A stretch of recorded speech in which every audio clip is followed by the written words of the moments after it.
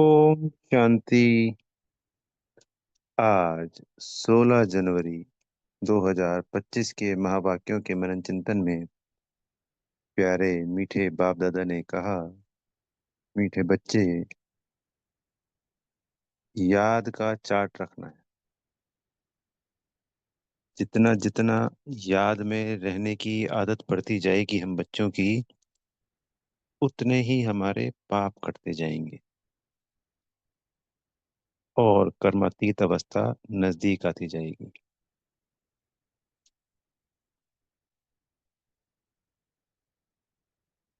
तो इसमें चार्ट रखने पे हमारा अटेंशन जाता है कि हमने तो इतने ही मिनट याद किया या इतना ही समय याद किया, तो हम उसके लिए पुरुषार्थ करते हैं और ज़्यादा बढ़ाने के लिए। क्योंकि बाबा की श्रीमत है, तो हमने इसका पालन किया, तो बाबा से हमें शक्तियाँ भी मिलती है। फिर एक तरीके से ऑटोमेटिकली दुआएं मिलती है और फिर चार्ट धीरे धीरे ठीक होने लगता है, बढ़ने लगता है। तो जितना जितना याद में रहेंगे, उतने विकर्म विनाश होंगे, उतनी आत्मा हल्की होती चली जाएगी। आत्मा हल्की होती चली जाएगी तो फिर स्वतः ही याद बढ़ने लग जाएगी।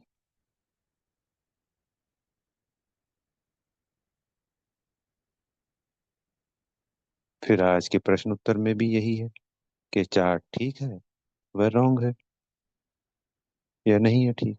तो इसकी परख किन बातों से होगी? तो 4 पॉइंट बताए बाबा ने। आसामी, चलन, सर्विस और खुशी।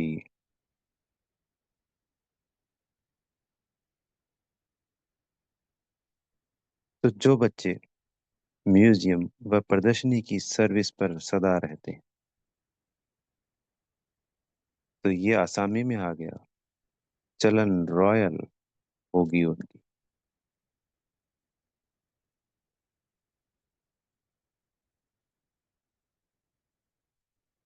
और जो इतने घंटा याद करेंगे, सेवा करेंगे, उनकी खुशी भी होगी, यानी वो सदा खुशी में रहेंगे।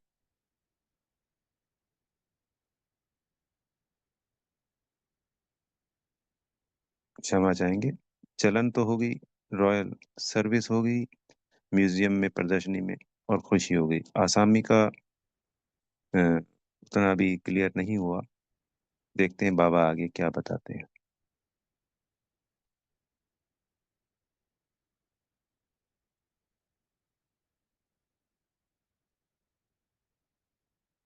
जो आज का गीत है, मुखड़ा देख ले प्राणी, उसमें भी इसी चार्ट से रिलेटेड ही है तात्पर्य। कि बाबा कहते हैं कि अंदर में हमें जानना चाहिए कि हमारे कितने पाप बचे हुए हैं और हमने कितना पुण्य जमा किया है।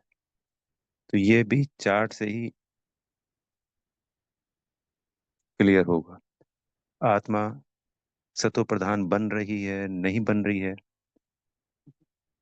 तो हम कैसे इसका आइडिया लगाएंगे? तो उसके लिए बाबा ने बताया कि हमारी चलन रॉयल हो जाएगी, हमारे अंदर दैवी गुण आएंगे, हमारे अंदर सदा खुशी रहेगी, हम अपने आप में हल्का महसूस करेंगे, हम ज्यादा से ज्यादा बाप की याद में रहने लगेंगे। बाबा ने क्लियर किया कि कर्मातीत अवस्था तो अंत तक ही होनी है, इसमें कोई संशय नहीं है। पर जितना समय हम पुरुषोत्तम संगम युग पे या तो बिना याद के वैसी गुजार दें और अंत समय नजदीक आ जाए, तो उसका कोई फायदा नहीं। तो हम अपना पुरुषार्थ तो आज ही से ठीक करके चलें, ताकि समय कभी भी आए तो हमारा जो पापों का, विकर्मों का बोझा है, वो हमारे सर पर ना हो। और जब सबकी कर्मातीत अवस्था हो, तो उस वक्त हमने अगर ये पुरुषार्थ किया हुआ होगा, तभी तो हमारी भी तो होगी ना। अगर हमने पुरुषार्थ ही नहीं किया होगा और कर्मातीत अवस्था का समय आ गया सभी का, तो फिर उसका कैसे होगा? उसको तो फिर सजाएं खा के ही छोटा पद मिलेगा। संगम युग भी चला गया और सत्युग त्रेता भी चला गया। सत्युग त्रेता भी चला गया का तात्पर्य बोली राजा ही नहीं मिली, सत्युग के जन्म कम हो गए।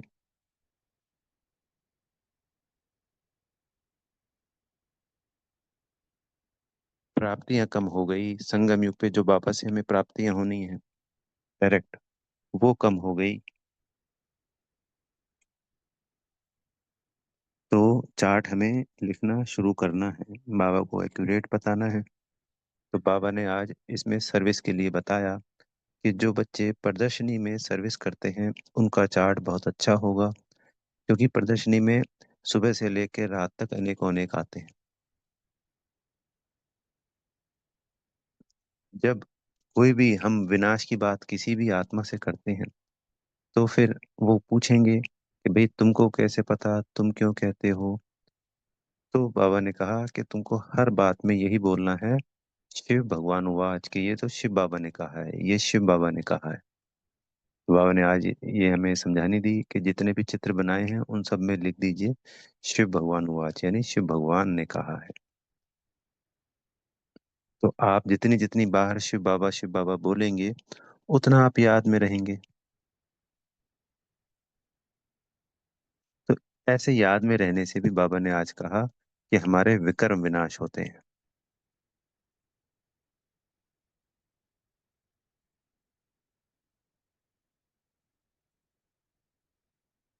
तो उन बच्चों का चार्ट भी अच्छा होगा, उनकी चरण भी रॉयल होगी, क्योंकि बाबा को याद कर रहे हैं,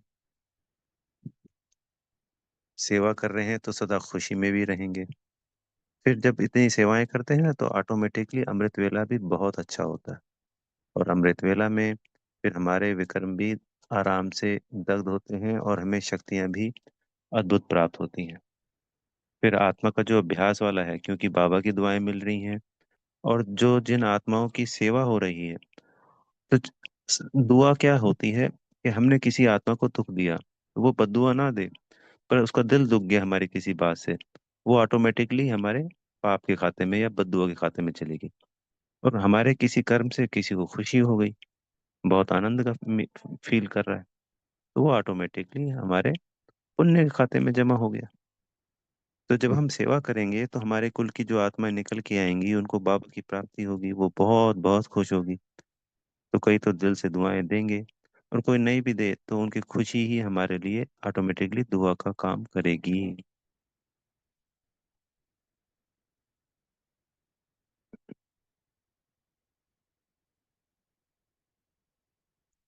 तो बाबा ने कहा कि जितना जितना हम अपना चार्ट रखेंगे, उसकी हम चेकिंग करेंगे, तभी हमें पता चलेगा कि हम कितने पुण्य आत्मा बने हैं।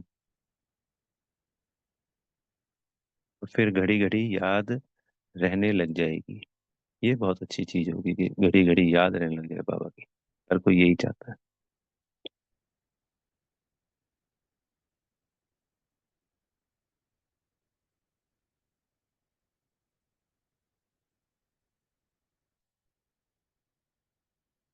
तो हमें जब भी आत्मा परमात्मा का या कोई भी ज्ञान के पॉइंट किसी को समझानी देनी है, और पूछे, तो यही कहना है कि शिव बाबा ने बताया, ये शिव बाबा ने कहा है। ये हम नहीं कहते हैं, बोले हम भी नहीं जानते थे, हम भी आपकी तरह के थे। कैसे बताया है फिर वो भी बता देना है। आइए, आप 7 दिन का कोर्स कीजिए हमारे सेंटर पे। सारी बातें तो उसी वक्त नहीं बताएंगे ना जी। जैसे तो आत्मा परमात्मा ज्ञान या मोटा मोटा ज्ञान, हाँ प्रदर्शनी में तो सब कुछ बता सकते हैं, पर हम जब डायरेक्ट मिलते हैं तो थोड़ा बहुत ज्ञान, जो उनके प्रश्न है उनको संतुष्ट करके फिर कहा जा सकता है कि हमारा 7 दिन का कोर्स है, आइए कीजिए और समझिए इस बात को। पर आगे का ज्ञान तभी देना है जब उसको ये निश्चय बैठ जाए कि हाँ, जो हम आत्मा और परमात्मा का ज्ञान देते हैं, उस पे वो निश्चय कर ले। बाबा ने कहा कि हमारे कुल की आत्मा होगी तो बहुत खुशी होगी और अच्छा रिस्पॉन्स करेगी।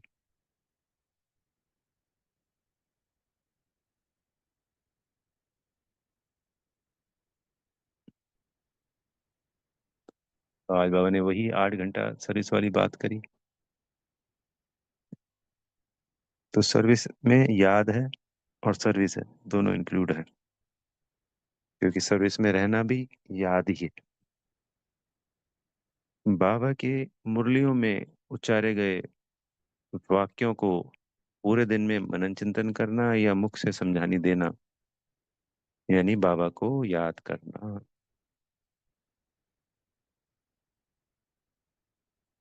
फिर बाबा ने आज एक पॉइंट बताई। कई बच्चे कहते हैं कि भाई हम नौकरी छुड़वाओ, हमें सेवा में लगाओ। तो बाबा ने कहा कि बाबा देख करके कि ये सर्विसेबल है, ये बहुतों की सेवा कर सकते हैं, तो नौकरी छुड़वाते हैं। तो बाबा एक ही पॉइंट पे दो अलग अलग बच्चों को अलग अलग समझाने देते हैं। कोई सर्विसेबल मान लो नहीं होगा या कुछ भी नहीं है तो उसको कहेंगे नौकरी करते रहो, और जो सर्विसेबल होगा तो कहेंगे भाई आप नौकरी छोड़ दो। जैसे कोई शादी के लिए पूछते थे तो ज्यादातर तो सबको ना कर देते थे, पर किसी किसी को उसकी परिस्थितिवश हाँ भी करते थे। तो जैसे डॉक्टर दो अलग अलग मरीजों को सेम बीमारी होने पर उसकी परिस्थितियाँ, उसके सिम्टम्स, उसके शरीर के हिसाब से अलग अलग दवाई देते हैं। तो ऐसे ही बाबा भी हमें अलग अलग आत्मा को एक ही पॉइंट पे अलग अलग समझानी देनी पड़ती है, उसकी अपनी परिस्थिति के अनुसार।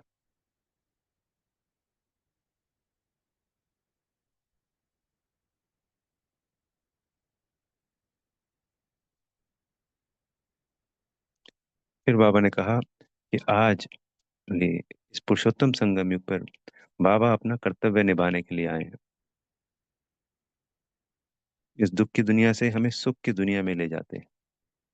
तो विनाश का नाम भी जो बाबा के ऊपर लगा देते हैं तो बोला वो रॉन्ग है। बोले ये कोई मैं विनाश थोड़ी कराता हूँ, मैं तो तुमको पतित से पावन बनाने के लिए आता हूँ। तुम मुझे पुकारते भी हो, बुलाते भी हो कि आओ हमें पावन बनाओ और हमें सुख दो। सुख दो का क्या तात्पर्य हुआ? क्योंकि ये है ही दुख की दुनिया। तो सुख की दुनिया में ले जाने के लिए ऑटोमेटिकली इस ड्रामा में नूंद है, वरना इतनी सारी आत्माओं के पापों का बोझा कौन लेगा? इसमें भी कोई ना कोई युक्ति होगी। क्लियर तो नहीं है, पर किसी ने प्रश्न पूछा कि बाबा अगर अंत में जो परमाणु बम फोड़े जाएंगे तो एक आत्मा पे कितने करोड़ों आत्माओं के मतलब मृत्यु का, मौत का बोझा चढ़ जाएगा? तो आंसर तो नहीं पता, पर कोई ना कोई ऐसी युक्ति जरूर होगी कि जिससे कि किसी भी आत्मा के ऊपर इतनी करोड़ों आत्माओं का बोझा ना चढ़े। तो वो ऑलमाइटी अथॉरिटी तो कर्म से परे है, इस वाले कर्म से कि कर्म बंधन में ना आए, तो वो कैसे किसी का विनाश कर सकते हैं या दुख दे सकते हैं? तो ये सब ड्रामा में नूंद है, और ये एक सिस्टमेटिकली अपने आप ऐसा होगा जिससे कि विकर्मों का बोझा ना चढ़े।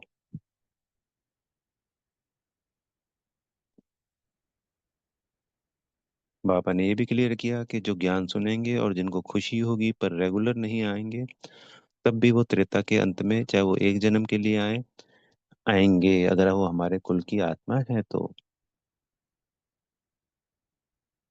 हमारे कुल की आत्मा ब्राह्मणों में टोटल 33 करोड़ है, जिसमें 2 करोड़ सूर्यवंशी हैं और 31 करोड़ चंद्रवंशी।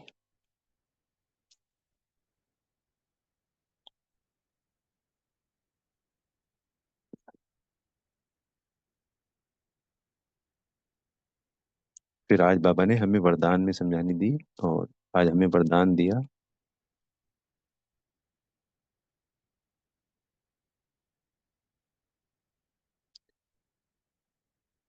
फरिश्ते स्वरूप द्वारा सर्व को वर्षे का अधिकार दिलाने वाले आकर्षण मूर्त भव। तो हमें फरिश्ते स्वरूप का भी अभ्यास करना है, क्योंकि पिछले लगभग 4-5 दिनों से बाबा हमें फरिश्ते स्वरूप के लिए ही वरदान दे रहे हैं। तो फरिश्ते स्वरूप की ऐसी चमकीली ड्रेस होनी चाहिए जो दूर दूर से सभी आत्माओं को अपनी तरफ आकर्षित करे। कोई भी चमकीली चीज सबको आकर्षित करती। तो ये सिर्फ ये नहीं कि बाबा कह रहे हैं, ब्रह्मा बाबा ने ऐसा अभ्यास किया और अंत समय में सबको ऐसा नजर आया। तो हमको बाबा अभी कह रहे हैं और हम शुरू करेंगे अगर ये अभ्यास, तो ऐसा होने लगेगा। ऐसा नहीं कि आज में ही हो जाए, अभ्यास तो समय लगता ही है हर चीज का। तो जैसे जैसे हमारे विकर्मों का बोझा कम होता जाता है, हम आत्मा प्योर होती चली जाती है, पावन होती चली जाती है, और साथ में ये श्रीमत चल रही होती है, सेवा, सर्विस, धारणाएं। तो वो समय भी आएगा जब ये चीजें प्रैक्टिकल में सबको नजर आने लगेंगी। तो जब सबको आकर्षित करेंगी तो बाबा कहते हैं कि सर्व को भिखारी पन्ने से छुड़ाकर उनको वर्षे का अधिकारी बना देंगी। क्योंकि वो भी तो प्राप्ति करना चाहेंगे कि इन्होंने ये जो प्राप्त कर लिया या ये जो बन गए हैं, हम भी ऐसा बने। तो भिखारीपन क्या हो गया? कलयुग से छूटकर इस पुरुषोत्तम संगम युग पे आना हमारे कुल की आत्माओं के लिए वो हमारे कर्म के द्वारा प्रदर्शित हो रहा है उनको।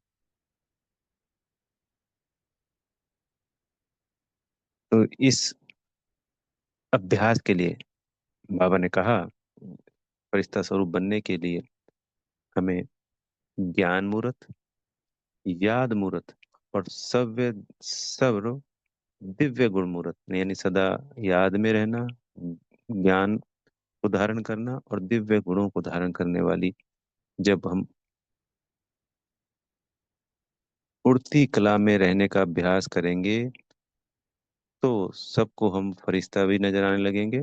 और फरिश्ता ही फिर देवी रूप का साक्षात्कार कराएगी। जैसे शुरुआत में हुआ था, सबको पता ही है। ऐसे ही अब आने वाले समय में अंत में ऐसा नहीं है कि बिल्कुल युद्ध छिड़ गई है उसी वक्त हुआ, उस वक्त कुछ नहीं होगा। उस वक्त तो कोई पढ़ाई का टाइम थोड़ी है। तो जिन जिन आत्माओं को ये साक्षात्कार होना है, वो कभी भी, जब भी ये रोल खुलेगा, ये तो बाबा ही जानते हैं, तो ये शुरुआत हो जाएगी, उसके बाद वो अनेकों अनेक आत्माओं को होगा। जैसे विदेशों की जो सेवाएं हुई फॉरेनर की, तो उन बच्चों को ज्यादातर ब्रह्मा बाबा का ही साक्षात्कार होता था। क्योंकि वो ज्ञान को इतनी जल्दी शुरुआत में नहीं समझ पाते थे, उनको तो योग चाहिए था। और उसके पहले उनको ब्रह्मा बाबा के मतलब बाप दादा के साक्षात्कार हुए, और जिससे वो हमारे कुल में आ सके। फिर बाबा ने आज स्लोगन में बताया एक रहस्यमयी बात कि औरों के मन को भावों को जानने के लिए मन मना भाव की स्थिति में रहो।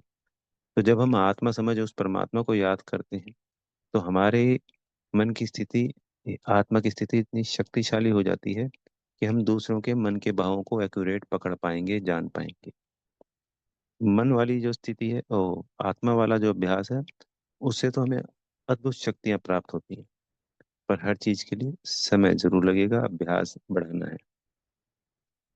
फिर आज मनसा शक्ति में बाबा ने कहा कि हमारे जो बोल और कर्म होते हैं वो मनसा शक्ति के दर्पण हैं। तो जिस आत्मा के, जिस मन शुभ भावना शुभ कामना वाला होगा, जिसकी मनसा जितनी शक्तिशाली होगी, उसका जो बोल और कर्म होंगे वो भी उतने ही शक्तिशाली और शुद्ध होंगे। जैसे हम पहचान लेते हैं ना, ये तो आत्मा ऐसी ऐसी है, किससे पहचानते हैं? उसके कर्म और उसके बोल से। तो सदा बाबा की याद में रहकर, उसकी याद भी श्रेष्ठ होगी उस आत्मा की जिसका मनसा शक्तिशाली होगा, और वो सहज योगी भी सहज बन जाएगा। तो हमें अपनी मनसा को शक्तिशाली बनाना है। कैसे? आत्मा समझ उस परमात्मा से शक्तियां लेनी है। मनसा यानी मन और बुद्धि दोनों शक्तिशाली हो गई, उस सहज योगी भी बन गए, हमारे बोल और कर्म भी अच्छे हो गए। और जब हम दूसरों को शक्तियां देंगे, मनसा शकाश देंगे, तो उनको भी वो अनुभूति होने लगेगी। अच्छा। ओम शांति। बेहद का धन्यवाद मेरे प्यारे मीठे माता पिता बाप दादा जी का, आप सभी आत्मा भाइयों का बेहद का धन्यवाद। आपको बेहद की शुभकामनाएं कि अपने फरिश्ते स्वरूप से दूसरी आत्माओं को भी इस वर्षे का अधिकारी बनाने के निमित्त बन गए हैं, आकर्षण मूर्त बन गए हैं। दिल से शुभकामनाएं। ओम शांति।